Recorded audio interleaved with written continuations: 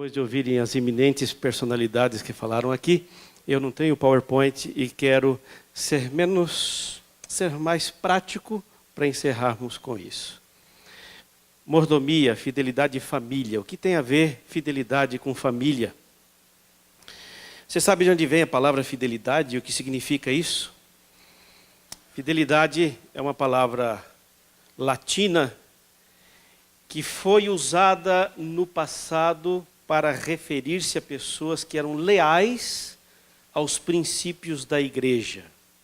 Essa palavra se ampliou e fidelidade hoje se aplica em diferentes contextos. Fidelidade no casamento, no trabalho, fidelidade às suas ideias pessoais, a você mesmo.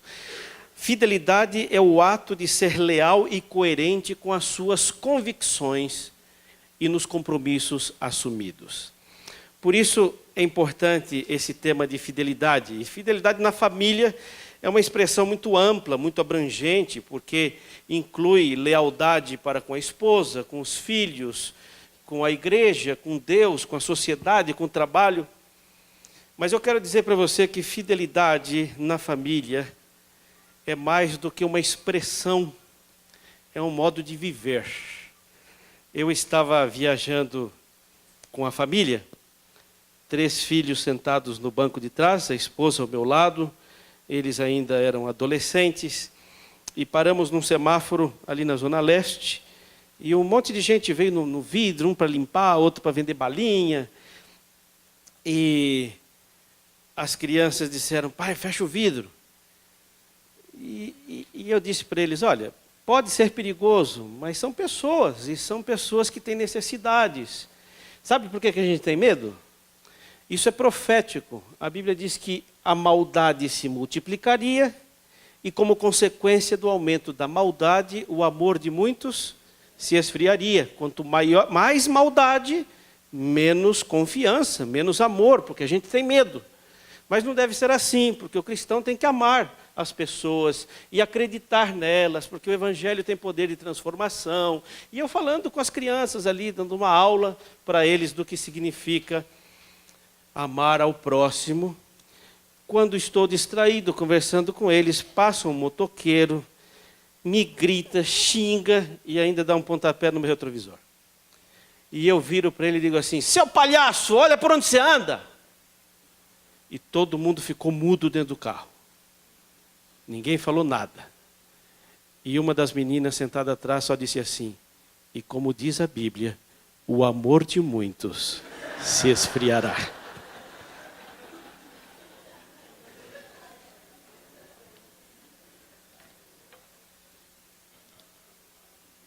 Fidelidade na família não se faz com palavras.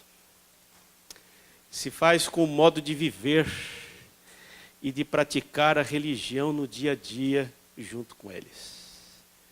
Você pode enganar o pastor da sua igreja, a comissão da tua igreja, mas você não pode enganar aqueles que vivem 24 horas com você. Há uns anos atrás, um secretário de educação do Rio de Janeiro, chamado Hamilton Werneck, escreveu um livro muito interessante.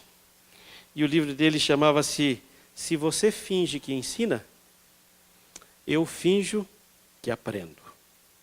Eu acho que se eu fosse escrever um livro desse hoje, eu escreveria um livro que diria mais ou menos assim: se você finge fidelidade, eu também finjo que sou fiel.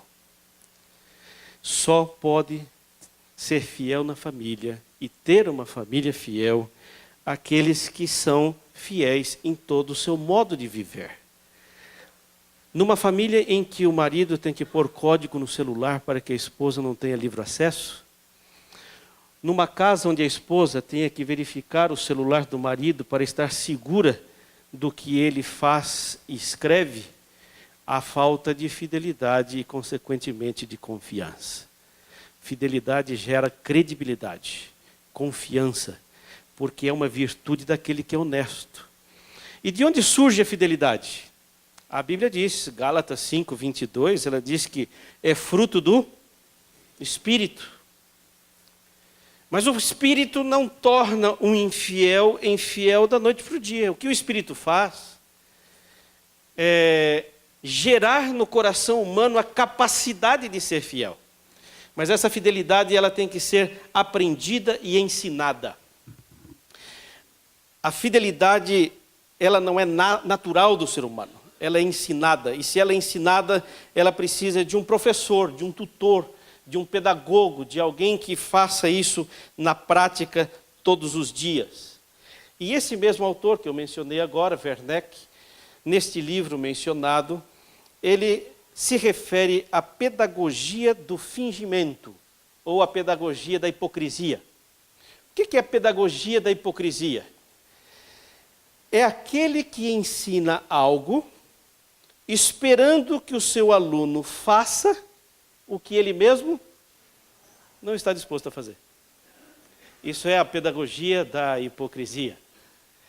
Eu visitando uma família certa vez, que frequentava os desbravadores, ao visitá-los em sua casa, o pai das crianças muito boas por sinal, disse assim: pastor, aqui na minha casa eu ensino os meus filhos todos os dias o que é ser pessoa de bem.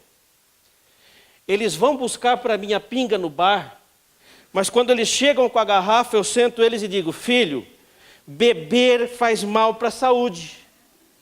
Você nunca tome um gole de bebida, porque bebida faz mal. Mas quem ia buscar bebida? Essa é a pedagogia da hipocrisia. É quando você tenta ensinar alguma coisa que você mesmo não quer fazer. Eu me dei conta de como é perigoso esse sistema, uma vez que fomos à igreja e eu distribuí dinheiro para as crianças dar de oferta. As crianças pegaram a ofertinha, foram para a escolinha, 3 crianças, oferta para os 3, todo sábado. Eles não sabiam quanto que eu dava de oferta, simplesmente, pai, é oferta. Eu punha na mão e eles levavam. No final do culto, entram os 3 no carro, e eu vejo que uma das meninas estava com a mão fechada assim. E não abria. Aí eu pergunto: filha, o que você tem na mão? Ela fala: dinheiro. Eu falei: mas que dinheiro é esse? Você não deu a oferta? Ela falou: dei. Mas se você deu a oferta, que dinheiro é esse na sua mão? É que eu dei a oferta do meu irmão. Na mentalidade dela, gerada pela pedagogia da hipocrisia, ela precisava dar ofertas. E poderia ser a oferta de qualquer um, menos a dela. E sabe por que ela aprendeu isso? Porque eu nunca ensinei a eles o porquê ofertar. Foi um ensino hipócrita, gerando um resultado de um aprendizado hipócrita. Essa pedagogia da hipocrisia é quando o ensino é um fim em si mesmo. Eu finjo que ensinei, ela fingiu que aprendeu e todos ficam felizes. Mas no reino de Deus não há espaço para a pedagogia da hipocrisia. Não há espaço para isso. Como se ensina as pessoas, os filhos, a família, a serem fiéis? Como? Sendo fiel. Como você ensina os filhos a se relacionarem com o sexo oposto? Relacionando-se bem com o sexo oposto. Filhos precisam ver na prática o que você deseja que eles vivam nos anos seguintes e posteriores. Me lembro uma vez que eu estava no quarto abraçado com a esposa, dando um beijo nela, e entrou a minha menina correndo, olhou o pai abraçado com a mãe, beijando a mãe, e disse: pai, o que você está fazendo? Eu falei: estou namorando sua mãe. Ela falou: deixa eu namorar com você também? Deixo. Na cabeça dela, namoro é algo limpo, são, que não precisa ser escondido, que pode ser visível, compartilhado. Na cabecinha dela, o que é namoro? É alguém que ela gosta muito, que lhe dá um abraço afetuoso e um beijo sem malícia. É olhando que se aprende, é vivendo que se ensina. Você, quando vai separar o seu dízimo, você reúne a família e explica por que o dízimo está sendo dado? Eles sabem quanto você dá de dízimo? Se você não faz na frente deles, não espere que eles o façam. Ensine isso na prática. E eu lendo uma vez, depois dessa experiência da filha dar o dinheiro do irmão, eu fui buscar como ensinar os filhos a ser fiéis. E lembro de ter lido no passado um artigo do Dr. Belisário Marques. Conhecem? Um psicólogo adventista. E ele dizia assim: a melhor maneira de ensinar as crianças a administrarem os recursos financeiros e a serem fiéis é dando recursos financeiros a elas para administrarem. Então eu tomei a decisão de fazer uma mesada para os filhos. E qual o critério que eu utilizei? Bom, eu vou dar, naquele tempo, R$1 para cada ano de idade. Ou seja, quando você tiver 10 anos, você vai ter R$10. Eles ficaram felizes da vida. Guardavam o dinheirinho com muito critério. E quando eu fui ao shopping pela primeira vez, depois disso, eu percebi uma mudança drástica. Porque quando é o pai que paga as coisas, tudo é barato. Tudo é barato. Ai, pai, esse tênis só R$400. Ai, pai, sorvete só 25. Então, eu fiz o seguinte trato. Eu vou dar um dinheirinho mensal para vocês vão guardar, e vocês gastam como vocês quiserem, mas vão gastar do seu. Vamos ao shopping. Fomos ao shopping passear. Alguém quer sorvete? Não. Mas está barato? Não. Ninguém queria sorvete. E no momento de dar o dízimo, tem que dar o dízimo de qual dinheiro? Do dele. Você já tirou o seu? Põe no envelope aí. E a oferta? Já tirou? Tira do seu aí. As coisas mudam de perspectiva quando eles têm que fazer por si mesmos. Mas isso não nasce sabendo. Isso é aprendido e ensinado pela prática e pelo exemplo constante de casa. Há muito o que os filhos aprender. E é emocionante quando de fato aprende. Como que eu sei que eu consegui ensinar e o aluno conseguiu aprender? Simples. Quando o conceito ensinado deixou de ser informação e passou para a ação. Quando uma criança é capaz de reproduzir este conceito sem que o instrutor esteja ao seu lado, é sinal de que ela aprendeu. Eu vou ensinar uma criança a andar de bicicleta. Como se ensina alguém a andar de bicicleta? Em videocassete? Você ensina assim: olha, bicicleta é um instrumento de 2 rodas, você sobe em cima, se equilibra, desce a descida e quebra os dentes lá embaixo. Como que se ensina a andar de bicicleta? Andando. Como se ensina a nadar? Nadando. Como se ensina a ser fiel? Fidelizando. Como se ensina? Na prática. Eu quero ir para um texto bíblico de Santiago, capítulo 2, e com isso aqui eu termino. Santiago, capítulo 2.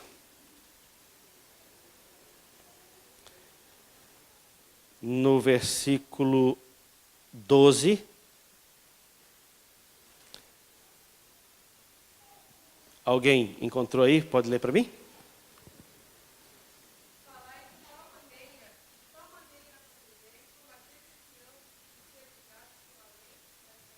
Ok. Qual é o conselho bíblico? Falai e procedei.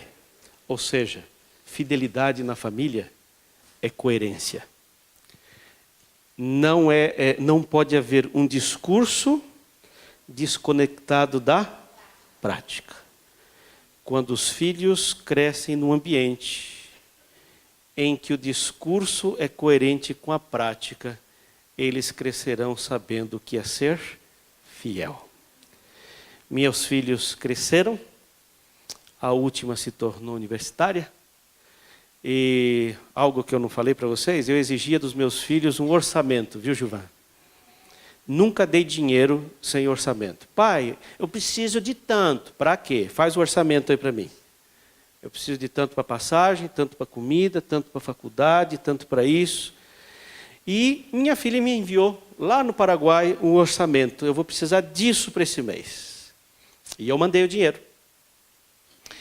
E quando eu mandei o dinheiro, ela me escreve em seguida: pai, o dinheiro não deu. Eu falei: você tem que aprender a viver de acordo com o orçamento. Eu só recebo uma vez por mês. Você tem que aprender que você também recebe uma vez por mês. Falou: não, pai, mas eu não gastei nada diferente daquilo que eu te mandei do orçamento. E eu falei: então por que não deu? Ela falou: porque na hora que eu fiz o orçamento, eu não havia colocado ali o meu dízimo e a minha oferta. E na hora que eu mandei o dinheiro, eu também não tinha pensado nisso pelo seguinte: ela é dependente minha, eu já dizimei este dinheiro, consequentemente, ela não precisa dizimar. Mas na cabeça dela, se o dinheiro trocou de mão, ele precisa novamente ser dizimado. Foi a primeira vez que eu entendi que ela havia aprendido um conceito. Por quê? Porque foi capaz de reproduzir algo sem necessidade da orientação de um instrutor. Como que se aprende a ser fiel? Sendo fiel. Seja fiel. Viva de acordo com a palavra. Eu vou ler esse mesmo texto numa linguagem mais atualizada. E ele diz assim: falem e vivam como pessoas que serão julgadas, porque isso te dá liberdade. Deus te ajude a ser fiel e liberto do julgamento dos teus próprios filhos, da tua consciência e da sociedade, pela certeza de que você é coerente no que você diz e naquilo que você faz. Deus abençoe você.